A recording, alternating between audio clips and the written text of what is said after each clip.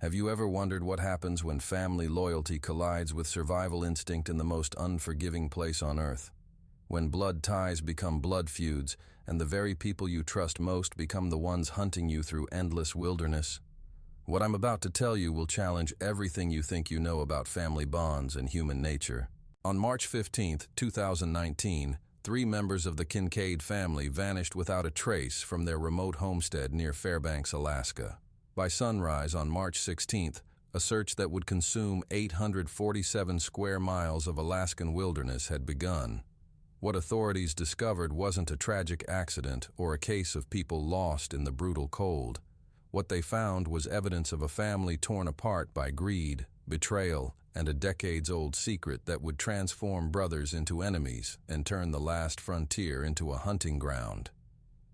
If you have the courage to hear this story, leave your like and subscribe to the channel.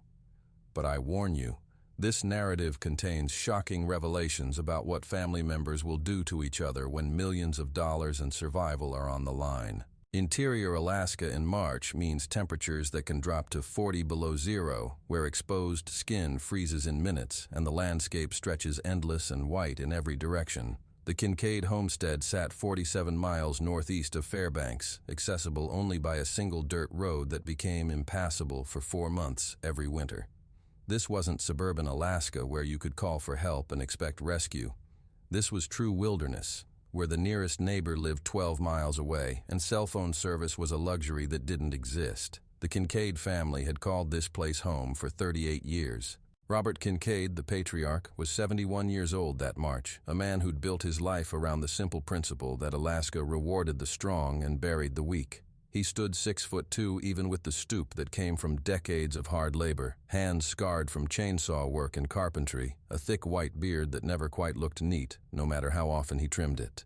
Robert had moved to Alaska in 1981 with his wife Margaret and their 3 young sons, chasing the dream of independence that drew thousands to the last frontier during the pipeline boom years. Margaret had died of cancer in 2003, leaving Robert to raise their youngest son Michael, who was still in high school at the time. Their older sons, David and Thomas, had already established their own lives on the homestead. David, 48 years old, lived in a cabin he'd built himself 2 miles from the main house. Thomas, 45, had constructed his home even deeper in the wilderness, a 4-mile hike through dense spruce forest to reach civilization. Michael, now 34, had never left the family property, living in the main house with his father, helping maintain the infrastructure that kept them all alive through Alaskan winters that could last 7 months. What bound the Kincaid family together wasn't just blood or geography, it was gold, specifically a placer mining claim that Robert had filed in 1987 on Wolverine Creek, a tributary that ran through the heart of their property. For 32 years, the family had worked that claim during the brief summer months when the ground thawed enough to dig. Nothing spectacular, nothing that would make headlines, just enough to supplement their income and justify the backbreaking work of moving tons of gravel through sluice boxes, searching for the glint of yellow metal that made all the effort worthwhile. But in February 2019, everything changed. Michael had been working a section of the creek that had never produced much, following a hunch about an old stream bed that geological surveys suggested might contain deeper deposits. What he found buried 8 feet down wasn't just gold. It was a concentration of nuggets and fine gold that assayed at values no one in the family had ever imagined. Conservative estimates put the find at $12 million. Optimistic projections suggested it could be worth 3 times that amount. The discovery should have been cause for celebration. Instead, it became the catalyst for a family war that would leave 3 people missing and turn the Alaskan wilderness into a battlefield where brothers hunted each other with the same rifles they'd used for decades to hunt caribou and moose. The problem wasn't the gold itself. The problem was who controlled it. Robert's mining claim was legally sound, filed properly with both state and federal authorities. But the richest section of the new find sat on land that technically belonged to David's homestead parcel, purchased separately from the state in 1995. The legal boundaries were clear on paper but had never mattered in practice. The family had always worked the claim together, splitting profits equally, treating the entire property as shared Kincaid territory. Now, with millions at stake, those boundary lines suddenly mattered. David hired a surveyor from Anchorage to confirm exactly where his property ended and his father's mining claim began. The results were devastating for Robert and Michael. 70% of the gold deposit lay on David's land. Under Alaska mining law, David had every right to file his own placer claim on his property, effectively cutting his father and brother out of the biggest payday in family history. Thomas found himself caught in the middle, his property containing about 15% of the deposit. Whatever side he chose would determine whether the family stayed together or destroyed itself over money. For 2 weeks in late February, the three brothers and their father tried to negotiate a solution. Family meetings that had once been about practical things like equipment maintenance and supply runs became heated arguments about percentages, legal rights, and who deserved what after 32 years of shared labor. Robert believed the discovery belonged to the family equally, regardless of property lines. He'd filed the original claim, taught his sons how to mine, invested decades of work into developing the site.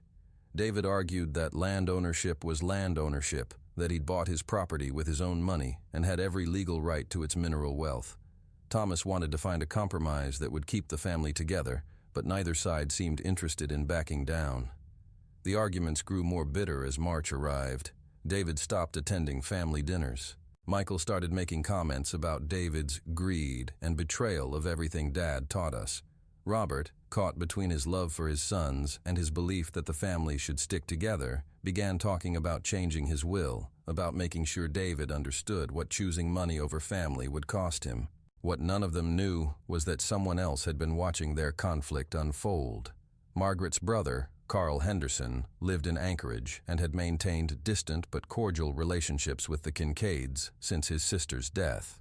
Carl was a retired petroleum engineer who'd made good money during the pipeline boom and had been looking for investment opportunities in Alaska's mining sector.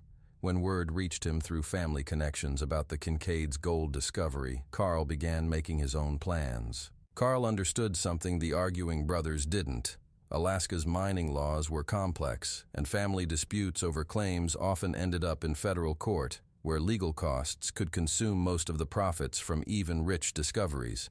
But if the rightful claimants were missing, if they simply disappeared into the Alaskan wilderness the way hundreds of people did every year, those claims would eventually become available for new filing. Carl had maintained detailed records of his conversations with Margaret about the family property. He knew the exact locations of each cabin, each mining site, each access road.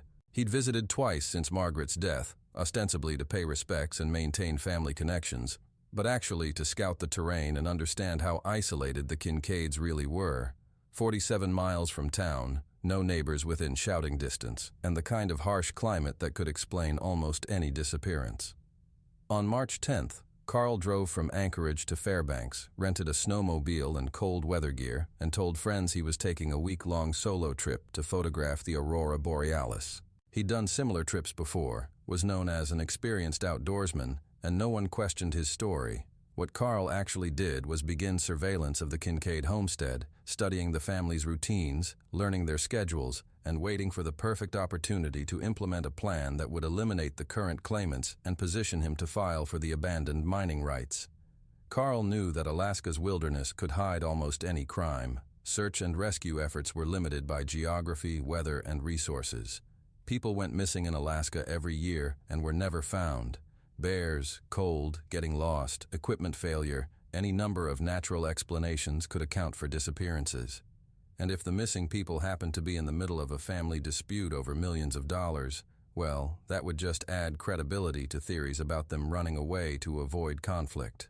What Carl didn't anticipate was how quickly the family's arguments would escalate, or how his presence near the homestead would be detected by people who'd spent decades learning to notice everything unusual in their isolated environment. On March 14th, Michael was checking snare lines 2 miles from the main house when he spotted fresh snowmobile tracks that didn't belong to any family member. The tracks were several days old, but clearly made by someone scouting the property, following game trails that would provide good vantage points of the family's cabins.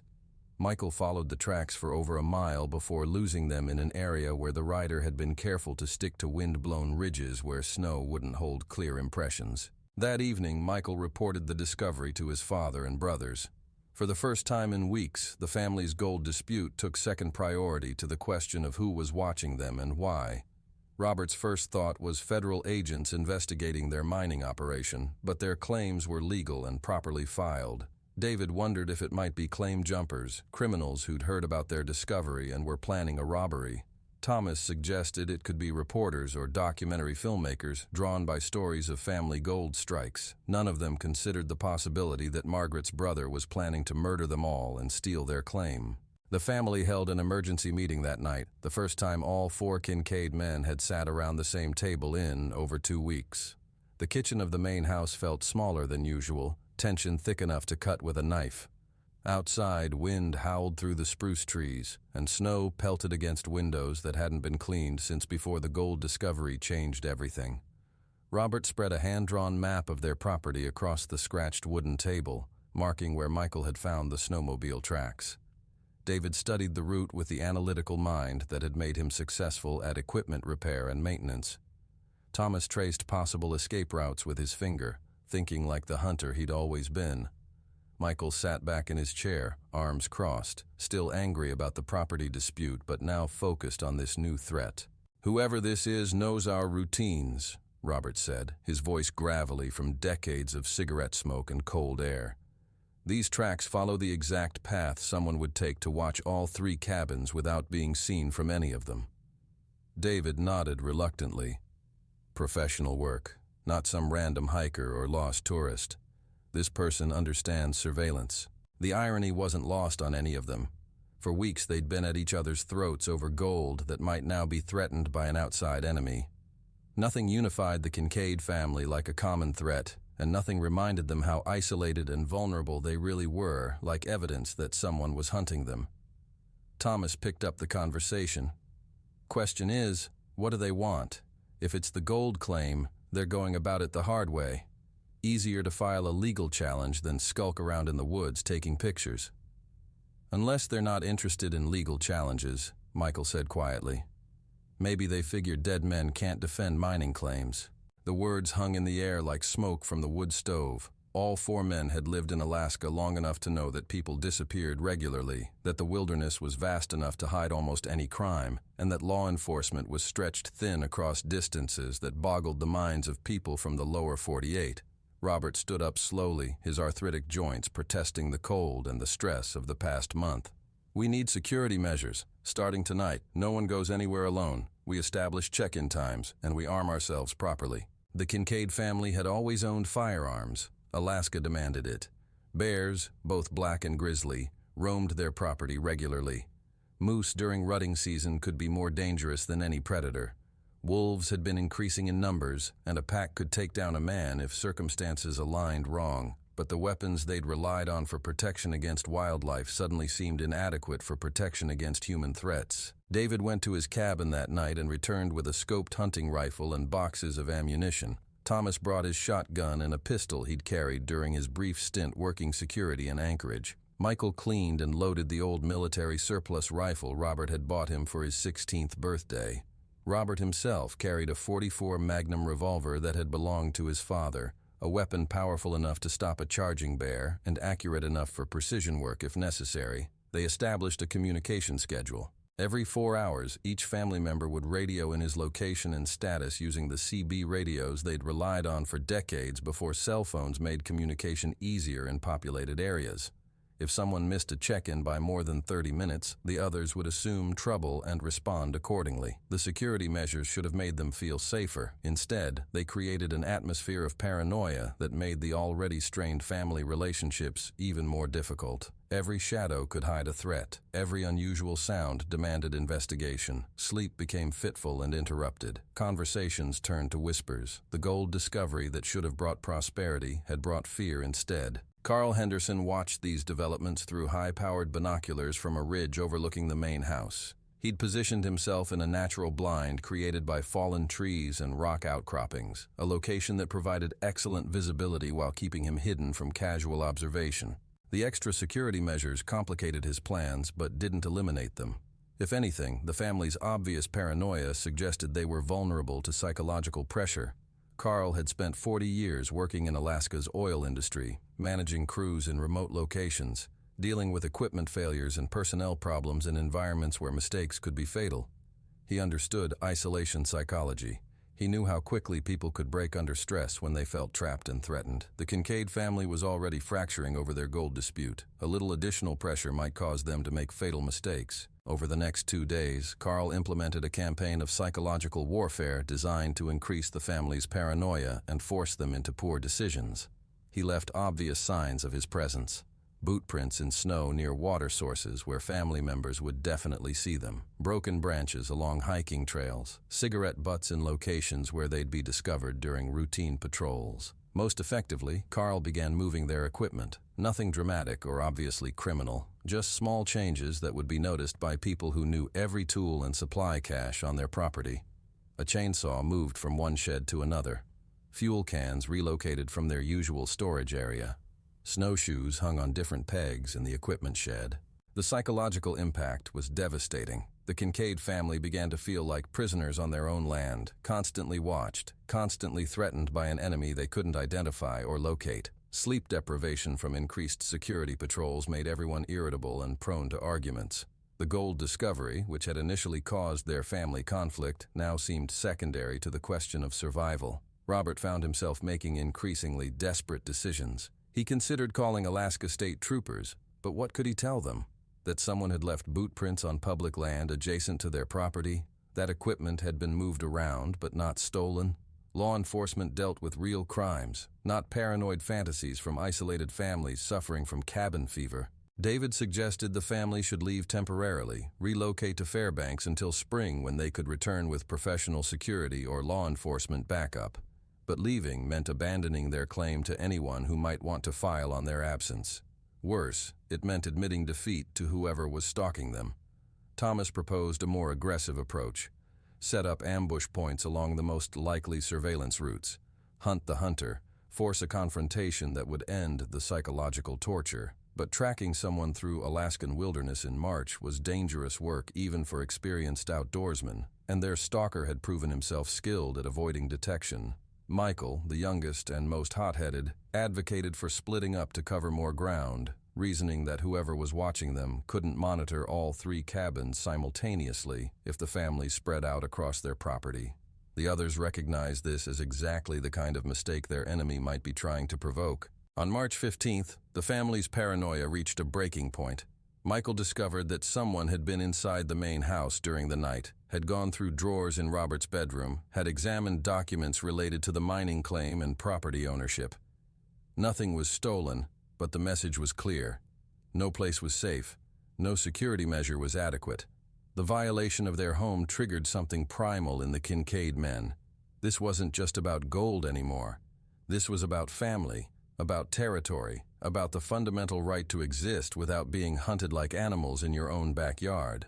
The discussion that morning wasn't about whether to fight back, but about how to do it most effectively. What none of them realized was that Carl Henderson had achieved exactly what he'd hoped for.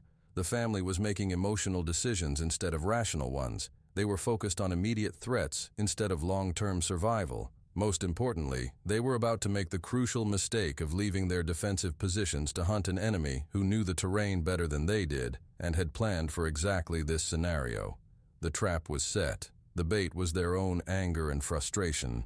And the Kincaid family was about to walk directly into the wilderness where Carl Henderson was waiting with weapons, experience, and a plan that would eliminate them one by one while making their disappearance look like a tragic accident in Alaska's unforgiving wilderness. The confrontation came at dawn on March 16th, when Robert made the decision that would seal his family's fate. He stood in the kitchen of the main house, coffee steaming in a chipped ceramic mug, studying the hand-drawn map one final time. The violations had escalated too far. Someone had been in his home, touched his dead wife's belongings, examined private documents that contained 30 years of his life's work. The rational part of his mind whispered warnings about rushing into the wilderness to hunt a skilled adversary. The emotional part, the part that had kept him alive through decades of Alaskan winters, demanded blood. "We end this today," Robert announced when his sons gathered for the morning security briefing. "No more running, no more hiding. We find this bastard and we settle it." David looked up from cleaning his rifle, concern creasing his weathered face. "Dad, we don't even know how many of them there are. Could be one man, could be a whole crew. Walking into the woods blind isn't strategy, it's suicide.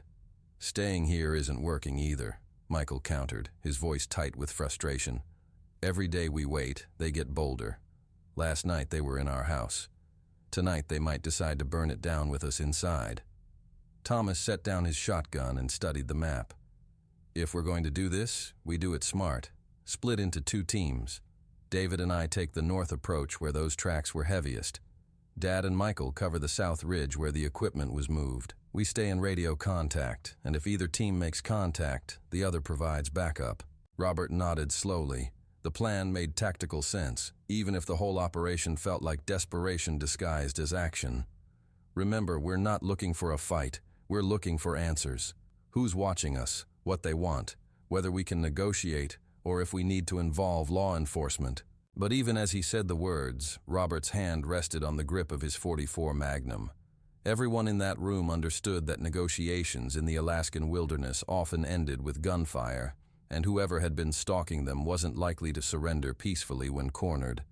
Carl Henderson watched the family's preparations through his binoculars from his concealed position on Eagle Ridge, 800 yards from the main house.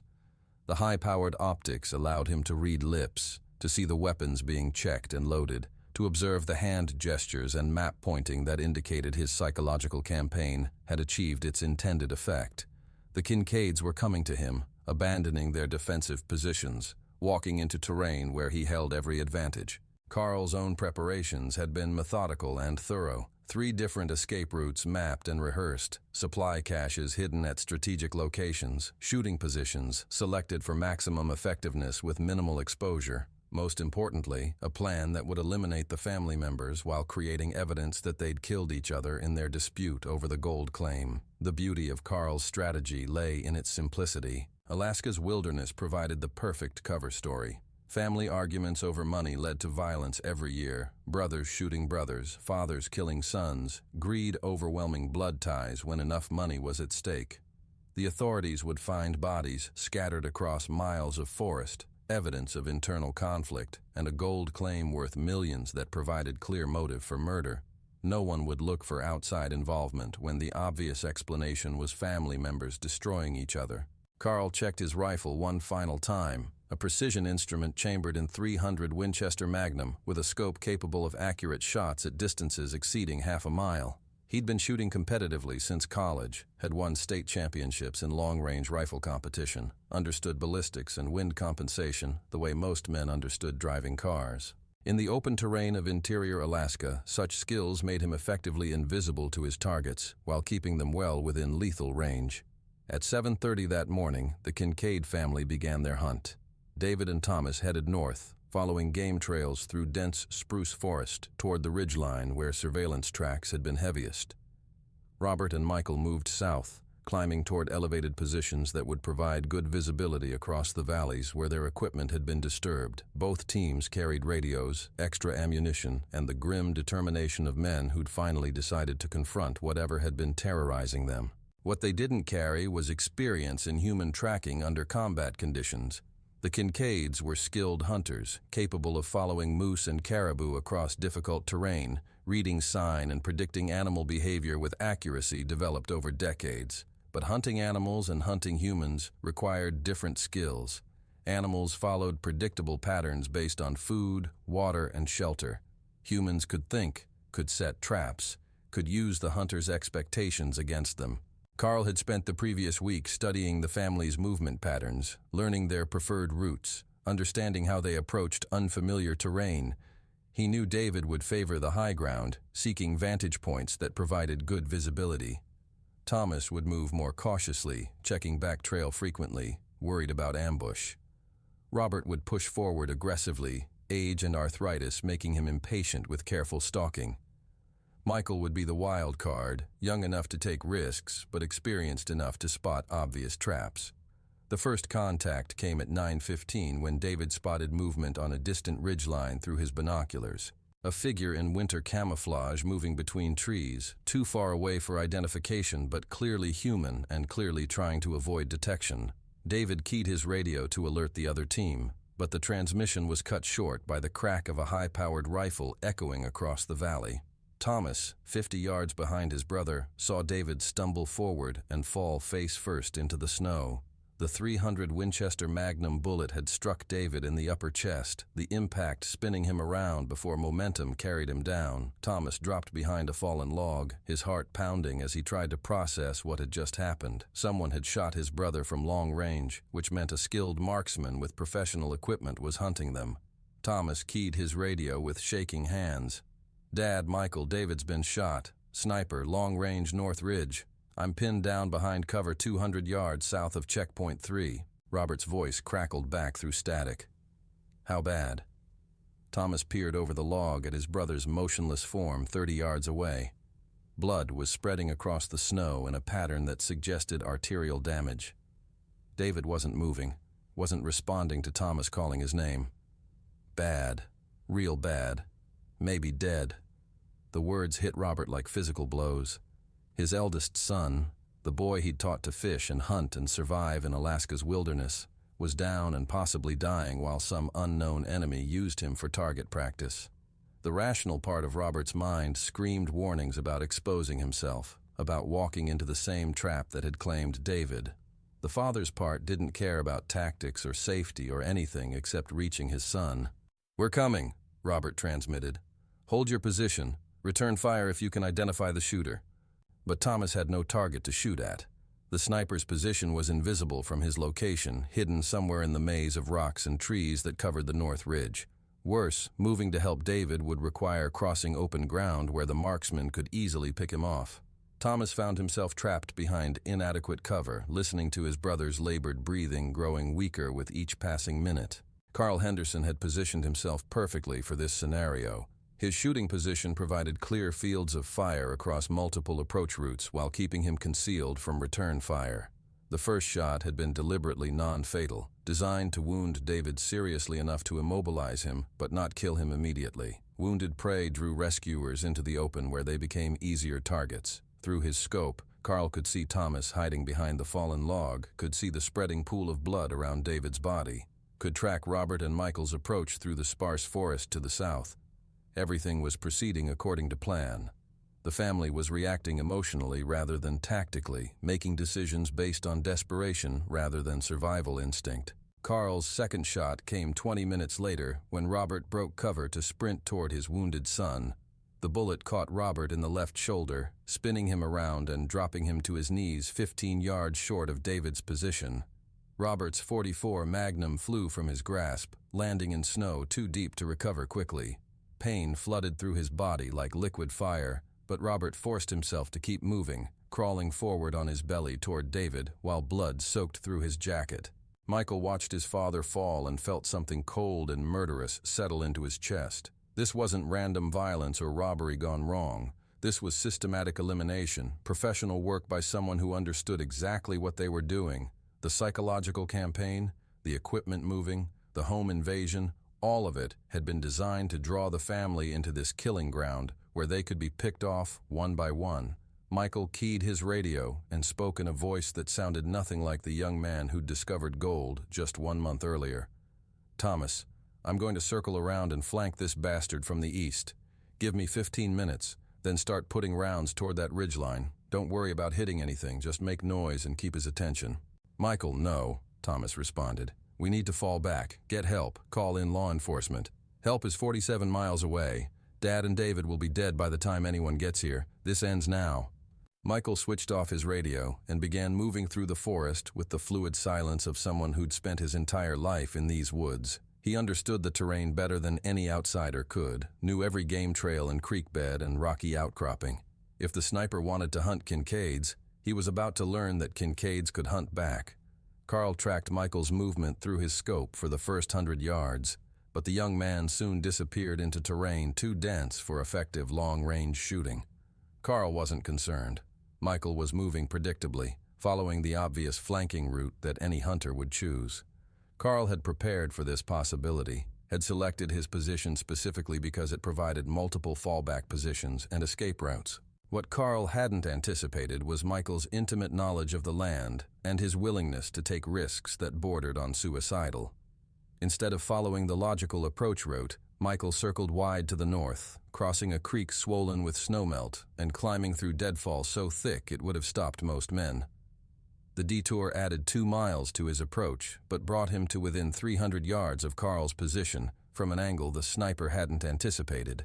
At 10:45, Thomas began his covering fire as instructed, sending rounds toward the ridgeline from his hunting rifle. The shots were wild, more noise than threat, but they served their purpose of drawing Carl's attention southward. Carl responded with precision fire that kept Thomas pinned down, while searching for Michael's approach through his peripheral vision. Michael found Carl's position by following the sound of gunfire and the glint of sunlight off the rifle scope. From his concealed location behind a granite boulder, Michael could see the sniper clearly for the first time. A man in his 60s, expensive winter gear, professional equipment, moving with the confidence of someone who'd done this before. Not a claim jumper or random criminal, but someone with military or law enforcement training. The recognition hit Michael like a physical blow. He knew this face, had seen it at family gatherings years earlier, remembered conversations about Uncle Carl who worked for the oil companies and made good money in Anchorage. Margaret's brother, family by marriage, someone who'd attended Christmas dinners and birthday parties and knew every detail about the Kincaid property and mining operation. The betrayal was complete. Not content with stealing their gold claim through legal manipulation, Carl had decided to eliminate the family entirely and take everything for himself. The psychological campaign, the stalking, the systematic hunting, all of it orchestrated by someone who'd sat at their dinner table and acted like family while planning their deaths. Michael raised his rifle and centered the crosshairs on Carl's back. At this range, with a clear shot and steady rest, he couldn't miss. One squeeze of the trigger and the nightmare would end. Justice for David, for his wounded father, for weeks of terror and paranoia. Simple, clean, final. But as Michael's finger tightened on the trigger, Carl shifted position, and Michael saw something that changed everything. A small digital camera mounted beside Carl's rifle scope, recording everything. The entire hunt was being documented, probably uploaded to remote servers via satellite connection. If Carl died here, the footage would eventually surface, showing Michael executing an unarmed man from behind. Without the context of Carl's betrayal and psychological campaign, without understanding the weeks of stalking and home invasion, the footage would look like cold-blooded murder. Michael would face federal prosecution for killing his great-uncle over a gold claim dispute. The family's reputation would be destroyed, their mining rights forfeited, their future eliminated just as effectively as if Carl had succeeded in his original plan. Michael lowered his rifle and began moving closer, looking for a way to capture Carl alive, to force a confession that would expose the truth about what had happened to the Kincaid family. But movement in dense forest created noise, and Carl's trained ears caught the sound of approaching footsteps. The sniper spun around with reflexes honed by decades of competitive shooting and military service. For a moment, great-uncle and great-nephew stared at each other across 30 yards of Alaskan wilderness, both armed, both understanding that only one would leave this ridge alive. Carl's rifle was already in firing position. Michael's was pointed at the ground. The tactical advantage was overwhelming. "Hello, Michael," Carl said quietly, his voice carrying easily in the thin mountain air. "I was wondering when you'd figure out who was hunting you." "You." Michael felt his blood turn to ice water in his veins. Hearing his name spoken by the man who'd systematically terrorized his family, who'd shot his brother and father, who'd violated their home and stolen their peace, triggered something primal and murderous in his chest. But Carl held the tactical advantage, rifle already trained on Michael's center mass, finger resting on the trigger with the casual confidence of a man who'd planned for this exact moment. "Why?" Michael asked, his voice barely above a whisper. The single word carried 34 years of family loyalty, Christmas dinners shared, birthday cards exchanged, the fundamental trust that blood meant something even when it was diluted by marriage and distance. Carl's weathered face showed no emotion, no regret, no hint of the man who'd once brought presents for Margaret's boys and helped Robert fix equipment during summer visits. $12 million, nephew. Maybe more when the full extent of that deposit is mapped. That's life-changing money, generational wealth. Your family was going to destroy itself fighting over percentages anyway. I'm just accelerating the timeline. You're Margaret's brother, Michael said, desperation creeping into his voice. She loved you, talked about you all the time after Mom died, Said you were the only family we had left outside Alaska. Margaret's dead, Carl replied flatly. Has been for 16 years. Sentiment doesn't pay for retirement or medical bills or the lifestyle I've earned after 40 years working in this frozen wasteland. Your father's mining claim will go into probate when he dies. His sons are all dead or missing. Distant relatives can file for abandoned claims after the appropriate waiting period. The casual way Carl discussed their deaths, like items on a business agenda, made Michael's hands shake with rage. The surveillance footage will show you murdered us. The cameras you've got recording everything. Carl smiled, a cold expression that never reached his eyes. The cameras show a family gold dispute that escalated to violence. David shot first when he spotted movement on the ridge. Thomas returned fire to defend his brother. You flanked around to eliminate witnesses. Robert tried to stop the fratricide and got caught in the crossfire. Tragic story, really. Happens more often than people think when large amounts of money are involved. Nobody will believe that. They won't have to believe anything. The evidence will speak for itself. Shell casings from your family's weapons scattered around the crime scene. Ballistic evidence showing you shot each other. A gold claim worth millions providing clear motive. Alaska state troopers deal with family violence cases every year. This won't even make national news. Michael's mind raced through possibilities, searching for any advantage, any way to turn the situation around. Carl had planned everything meticulously, had answers for every scenario, had transformed a simple gold discovery into an elaborate murder scheme that would leave him wealthy and untouchable. But one element didn't fit the pattern. If you're going to make it look like family violence, why the long-range shooting? Why not get close? Make it look like an argument that went bad. Carl's smile widened slightly. Because I needed to separate you, isolate each target, prevent coordinated resistance. Your family knows these woods better than I do. In close quarters, you'd have advantages. But long-range precision shooting neutralizes local knowledge and superior numbers. So what's the plan now? You shoot me, plant evidence, walk away clean? Something like that. Though I have to admit I'm impressed you made it this close without me hearing you. Margaret always said you boys were natural woodsmen. Shame you won't live to develop those skills further. Michael's rifle hung at his side, useless against an opponent who already had him in his sights. 30 yards of open ground separated them, too far to rush, too close to miss. The digital cameras mounted on Carl's equipment continued recording, documenting what would appear to be the final confrontation in a family feud that had spiraled into murder. But Michael had one advantage Carl hadn't considered. 3 decades of living in this exact location, of hunting these specific woods, of learning every sound and shadow and seasonal change. He knew things about this ridge that no amount of preparation could teach an outsider. "Uncle Carl," Michael said, letting his voice carry the defeat and resignation Carl expected to hear. "Before you do this, I need to know. Was any of it real? The family visits, the Christmas presents, acting like you cared about us after Mom died?" Carl's expression softened slightly, perhaps remembering genuine moments from years past. "Some of it was real. Margaret was a good sister. You boys weren't bad kids. But business is business, and this is just business." "I understand," Michael said, and let his rifle slip from his grasp to fall into the snow at his feet. The gesture of surrender caused Carl to relax fractionally, his finger easing slightly on the trigger as Michael appeared to accept his fate. What Carl couldn't know was that Michael had deliberately positioned himself next to a massive spruce tree that had been struck by lightning 3 summers earlier.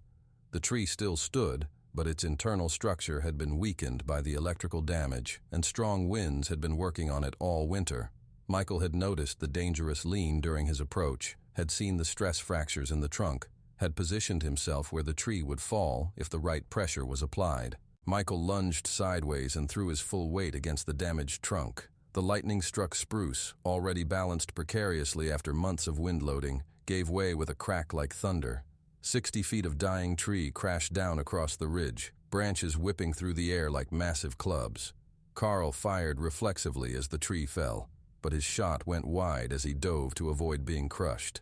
The massive trunk slammed into the ground inches from his position, sending up an explosion of snow and debris that temporarily obscured his vision and knocked the wind from his lungs. Michael rolled behind the fallen tree and grabbed his rifle from the snow. When Carl emerged from the debris cloud, gasping and disoriented, he found himself staring down the barrel of Michael's hunting rifle at point-blank range. "Drop it," Michael commanded, his voice steady now, cold with purpose. "Slowly. Any sudden movement and I'll paint these rocks with what's left of your brains." Carl's tactical advantage had evaporated in seconds. His rifle lay partially buried under tree branches, his shooting position compromised, his carefully orchestrated plan destroyed by local knowledge and desperate improvisation. For the first time since beginning his campaign against the Kincaid family, Carl Henderson looked uncertain. "You won't shoot an unarmed man," Carl said, slowly raising his hands. "You're not a killer, Michael. You're a decent person. That's what separates you from people like me." "Maybe I was decent," Michael replied, "before you shot my father and brother, before you terrorized my family for weeks, before you broke into our home and violated everything we built here. You want to find out what I am now?" Carl studied Michael's face and saw something that made him step backward involuntarily. The young man who'd discovered gold just 1 month earlier was gone, replaced by something harder, colder, shaped by betrayal and violence into something capable of terrible things. "The cameras are still recording," Carl said desperately. "You execute me here, you'll go to prison for murder." "Then I guess we better figure out a different solution," Michael said. "Starting with you explaining exactly how you plan to steal our claim and frame us for killing each other." From his radio came Thomas's voice, tight with panic. "Michael, respond. I can see Dad crawling toward David, but there's too much blood. We need medical evacuation now." Michael keyed the radio while keeping his rifle trained on Carl. "Thomas, the shooter is neutralized. It's Carl Henderson, Margaret's brother. He's been planning this for weeks. Call Alaska State Troopers and Emergency Medical. Tell them we have 2 gunshot victims and 1 suspect in custody." "Carl?" Thomas's voice cracked with disbelief. "Our Uncle Carl?" "Not our uncle anymore," Michael said, his eyes never leaving Carl's face. "Just another criminal who thought Alaskan wilderness would hide his crimes." Carl's shoulders slumped as the reality of his situation became clear. The elaborate plan, months of preparation, the systematic psychological campaign, all of it undone by a lightning-damaged tree and a young man who knew his home ground better than any outsider ever could. But Carl Henderson hadn't survived 40 years in Alaska's oil industry by giving up when plans went wrong. As Michael reached for his radio to coordinate rescue efforts for his father and brother, Carl made one final desperate play for survival. The backup pistol hidden in Carl's jacket came out fast, muscle memory from decades of concealed carry practice. But Michael had been hunting dangerous game since he was 12 years old, had learned to watch for the subtle shifts in body language that preceded an animal's charge or a wounded prey's last desperate attack. Michael's rifle spoke once. The .30-006 bullet struck Carl's center mass, the impact spinning him around and dropping him face first into the snow beside his surveillance equipment. The cameras continued recording, documenting the final moments of a plan that had been 3 weeks in the making and 30 seconds in the dying. Michael stood over Carl's body, rifle still trained on the motionless form, breathing hard in the thin mountain air, blood spread across the snow in patterns that would tell investigators exactly what had happened, how a family's gold discovery had attracted a predator who'd tried to eliminate them for profit. The irony wasn't lost on Michael. Carl had been right about one thing. The cameras had recorded everything, but instead of documenting a family feud that ended in mutual destruction, they showed a clear case of self-defense against a man who'd systematically hunted the Kincaid family with military precision and deadly intent. Michael keyed his radio with hands that barely trembled. "Thomas, suspect is down, permanently. I'm moving to help Dad and David. Emergency services need to know we have 1 critical gunshot victim, 1 serious but stable, and 1 dead perpetrator. Scene is secure." The hunt was over. Carl Henderson's plan to steal the Kincaid gold claim had died with him in the snow on Eagle Ridge, but the cost of victory was measured in blood and trauma that would mark the family forever. As Michael made his way toward his wounded father and brother, he thought about the gold discovery that had started everything. $12 million in ore that had seemed like salvation just 1 month earlier now felt like a curse. Money that had driven a family member to attempted murder, that had transformed Christmas dinners into crime scenes, that had revealed how quickly civilization could collapse when enough wealth was at stake. The Alaskan wilderness had claimed another victim, but this time justice had been served by those who understood the land better than the predator who'd tried to hunt them. The last frontier had tested the Kincaid family with betrayal, violence, and the ultimate question of survival. They had passed that test, but the scars would last forever. Radio chatter filled the air as emergency services coordinated rescue efforts across 47 miles of wilderness. Soon the ridge would be filled with state troopers, federal agents, medical personnel, and investigators trying to piece together how a simple gold discovery had escalated into attempted mass murder by a trusted family member. But for now, Michael Kincaid walked through the snow toward his wounded father and brother, carrying the weight of what he'd been forced to become to protect what remained of his family. Behind him, Carl Henderson's body grew cold beside the surveillance equipment that had recorded his own death, final evidence in a case that would shock Alaska's law enforcement community and remind everyone that in the last frontier, the wilderness wasn't the only thing capable of killing you. The hunt for the missing Kincaids was about to become something else entirely. The investigation into how family betrayal and million-dollar stakes had transformed ordinary people into hunters and prey in Alaska's endless wilderness. Robert Kincaid lay motionless in the snow, his breathing shallow and labored, each exhale creating small puffs of vapor in the frigid air. Blood had soaked through his heavy winter jacket and was beginning to freeze in the -20-degree temperature, creating dark, crystalline patches that spread across the white ground beneath him. Michael reached his father's position and immediately began assessing the damage, his hands moving with the practiced efficiency of someone who'd treated wounded animals during hunting seasons and knew that minutes could mean the difference between life and death. The bullet had struck Robert in the left shoulder, missing the major arteries but causing significant tissue damage and blood loss. The entry wound was clean, suggesting the round had passed through completely, but the exit wound was ragged and bleeding heavily. Michael stripped off his own jacket and used it to create pressure bandages, working quickly while speaking into his radio to guide emergency medical services to their remote location. "This is Michael Kincaid on County Road 47, mile marker 23. We have 2 gunshot victims requiring immediate helicopter evacuation. GPS coordinates north 64 degrees 52 minutes, west 147 degrees 18 minutes. Landing zone is a cleared ridge approximately 800 yards northeast of our position. Victims are conscious but losing blood fast." The response crackled back through static and distance. "Copy that, Mr. Kincaid. Medical helicopter dispatching from Fairbanks Memorial. Flight time approximately 22 minutes. Alaska State Troopers en route by ground transport. Maintain pressure on wounds and keep victims warm."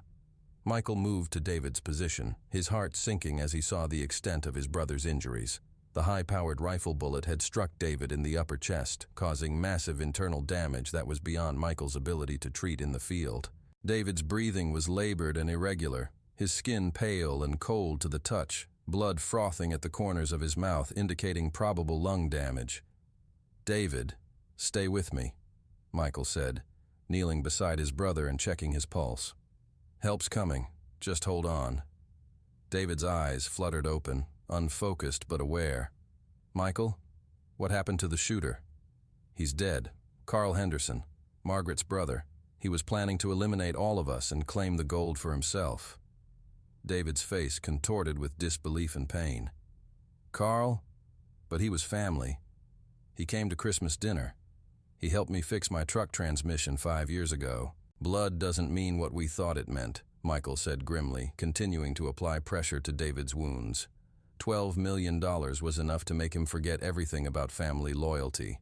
Thomas reached their position 10 minutes later, moving carefully through the forest with his shotgun at the ready, unsure if other threats remained in the area. His face was grim as he surveyed the scene. His father wounded but conscious, David critical and fading, Michael covered in blood from treating both victims, and somewhere behind them, Carl Henderson's body growing cold beside his surveillance equipment. "Jesus Christ," Thomas whispered, dropping to his knees beside David. "How bad is it?" Michael met his brother's eyes and saw his own fear reflected there. "Bad. Real bad. David needs surgery immediately and we're still 20 minutes out from medical evacuation." The three conscious Kincaid men worked together to stabilize the wounded, using their combined knowledge of wilderness first aid to slow the bleeding and prevent shock. Robert remained conscious despite significant blood loss, his decades of physical labor and outdoor living giving him the strength to endure trauma that might have killed a softer man. David drifted in and out of consciousness, his breathing becoming more labored with each passing minute. While they waited for help to arrive, Thomas retrieved Carl's surveillance equipment, studying the sophisticated camera setup that had been recording the entire confrontation. The digital devices were still running, their memory cards filled with footage that would provide irrefutable evidence of Carl's premeditated attack on the family and Michael's justified response. "Look at this," Thomas said, showing Michael a small laptop computer connected to the camera system. "He's got detailed maps of our entire property, photographs of all our cabins, schedules of our daily routines going back weeks. This wasn't some spur-of-the-moment crime. He planned every detail." Michael scrolled through Carl's digital files, finding evidence of months of preparation. Financial records showing Carl's research into Alaska mining laws and claim abandonment procedures. Topographic maps marked with shooting positions and escape routes. Even airline tickets showing he'd made 3 separate trips from Anchorage to Fairbanks over the past 2 months, each time renting equipment and conducting reconnaissance. "He was going to make it look like we killed each other over the gold," Michael said, his voice hollow with exhaustion and shock. "Plant evidence at the scene, manipulate the ballistics, create a story about family greed that escalated to murder." The sound of rotor blades echoing across the valley announced the arrival of medical evacuation. The helicopter pilot expertly navigated the challenging terrain, landing on a flat section of ridge 200 yards from the victim's location. Emergency medical technicians immediately took over treatment of Robert and David, working with professional efficiency to stabilize them for transport to Fairbanks Memorial Hospital. "We can take both patients," the lead EMT announced after completing his initial assessment. "The shoulder wound is serious but not life-threatening. The chest wound is critical. We need to get him to surgery immediately." As the medical team prepared Robert and David for transport, Alaska State Troopers began arriving by ground vehicle, their 4-wheel drive trucks navigating the treacherous dirt roads that led to the Kincaid homestead. Sergeant Patricia Williams, a 20-year veteran of rural Alaska law enforcement, took charge of the crime scene with the methodical approach of someone who'd investigated everything from domestic violence to drug smuggling in the state's remote communities. "Mr. Kincaid," Sergeant Williams addressed Michael, "I need you to walk me through exactly what happened here. Start from the beginning and don't leave out any details." Michael provided a complete account of the events leading up to the confrontation, beginning with the gold discovery in February and continuing through weeks of psychological harassment, equipment tampering, and home invasion that had culminated in Carl's attempt to eliminate the family. Thomas corroborated the timeline and added his own observations about the surveillance tracks and security violations. "Show me the perpetrator's body," Sergeant Williams requested, and Michael led her to Carl's position on the ridge.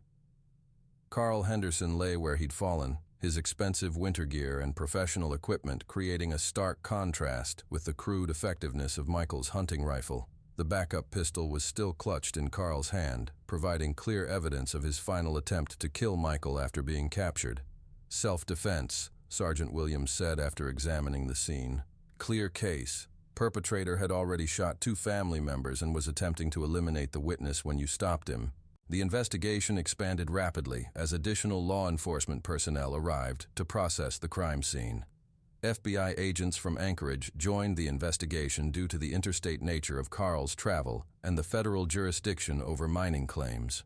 Forensic specialists documented every detail, from bullet trajectories to blood spatter patterns to the sophisticated surveillance equipment Carl had used to study his victims.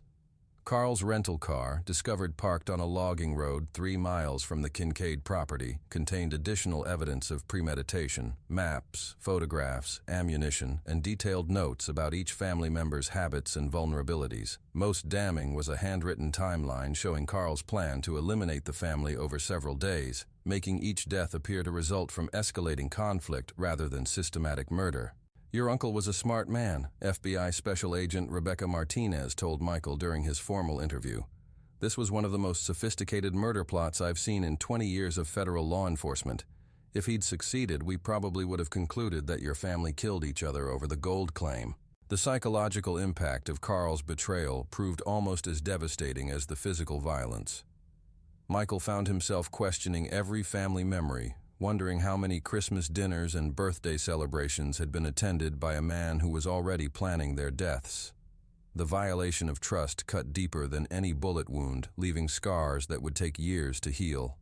Thomas struggled with guilt over the family's gold dispute, wondering if their arguments had provided Carl with the inspiration for his elaborate frame-up scheme.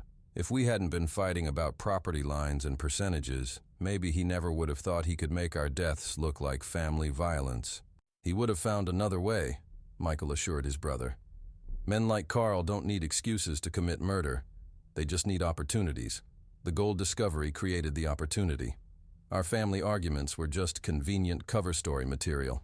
Robert's recovery proved faster than expected, his shoulder wound healing cleanly without nerve damage or permanent disability. David's injuries were more serious, requiring multiple surgeries to repair damaged lung tissue and internal bleeding, but doctors expressed cautious optimism about his long-term prognosis. Both men would carry physical reminders of Carl's attack for the rest of their lives, but they would survive. The legal aftermath proved complex, involving multiple jurisdictions and federal agencies. Carl's estate in Anchorage was frozen pending investigation, revealing that he'd liquidated most of his assets in preparation for acquiring the Kincaid mining claim. Bank records showed he'd researched the procedures for filing abandoned claims and had even consulted with attorneys about the legal requirements for taking possession of disputed mining properties. He wasn't just planning to kill you, Agent Martinez explained during a follow-up interview.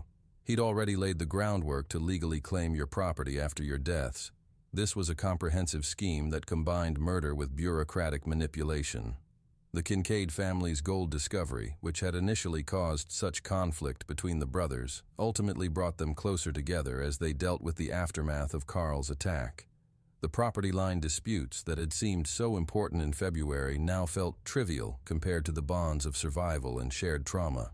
"The money doesn't matter," David said from his hospital bed, his voice still weak but determined. "Family matters. We almost lost sight of that, and it nearly cost us everything."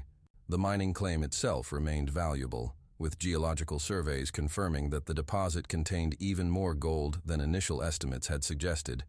But the family agreed to work the claim together, sharing profits equally regardless of property boundaries, honoring the original vision that had brought them to Alaska 4 decades earlier. Media attention proved intense but brief, with national news outlets covering the story for several days before moving on to other tragedies. The narrative that emerged focused on family loyalty, triumphing over greed, with Carl Henderson portrayed as an outsider who'd tried to exploit natural family tensions for criminal gain. Local reaction in the Fairbanks area was more nuanced, with many residents viewing the incident as a reminder of how Alaska's isolation could attract both those seeking freedom and those planning crimes that would be impossible in more populated areas. The state's vast wilderness, which provided independence and opportunity, also offered perfect cover for those with murderous intentions. "This is why we look out for each other up here," said Harold Peterson, a longtime resident of the area who'd known the Kincaid family for 20 years. "The country's too big and too dangerous to survive alone. When someone violates that trust, when they try to use our isolation against us, the community responds." The Kincaid homestead began returning to normal by late spring, as snow melted and the family resumed their mining operations under heavy security. The psychological scars remained, manifesting in hypervigilance and difficulty trusting outsiders, but the fundamental bonds that had sustained them through decades of Alaskan living proved stronger than Carl's attempt to destroy them. Michael found himself changed by the experience. No longer the optimistic young man who'd discovered gold in February, but someone who understood the darkness that could lurk beneath family relationships and civilized behavior. The innocence that had been lost could never be recovered, but in its place came a harder wisdom about human nature and the price of survival in unforgiving places. Alaska tests everyone who comes here, Michael reflected months later, standing at the site where Carl Henderson had died.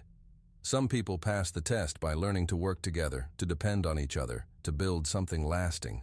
Others fail because they think the wilderness gives them permission to take whatever they want from whoever they want. The surveillance equipment that Carl had used to study his victims was eventually donated to law enforcement training programs, where it served as evidence of how modern technology could be used to plan and document crimes in remote locations. The case became a textbook example of premeditated murder disguised as family violence, studied by investigators and prosecutors across the country. But for the Kincaid family, the most important lesson wasn't about criminal behavior or law enforcement techniques. It was about the fundamental importance of trust and loyalty in places where civilization's protections were thin and survival depended on the bonds between people who chose to face hardship together. The gold that had started everything continued to flow from Wolverine Creek each summer, providing the financial security that had eluded the family for decades. But the real treasure proved to be the knowledge that they'd faced the ultimate test of family loyalty and emerged stronger, scarred but unbroken, ready to face whatever challenges Alaska's wilderness might present in the years ahead. Carl Henderson's attempt to steal their legacy had failed, not because of superior firepower or better planning, but because he'd underestimated the bonds that held the Kincaid family together when everything else fell apart. In the end, that proved to be a fatal miscalculation in a land where survival depended on understanding what truly mattered when the stakes were life and death. The final chapter of the Kincaid family's ordeal began not with violence or confrontation, but with a phone call that would reshape their understanding of everything they thought they knew about Carl Henderson's motivations. 3 months after the shooting on Eagle Ridge, FBI Special Agent Rebecca Martinez contacted Michael with information that had emerged during the federal investigation into Carl's financial records and personal communications. "Mr. Kincaid, we need to meet," Agent Martinez said, her voice carrying a weight that suggested significant developments.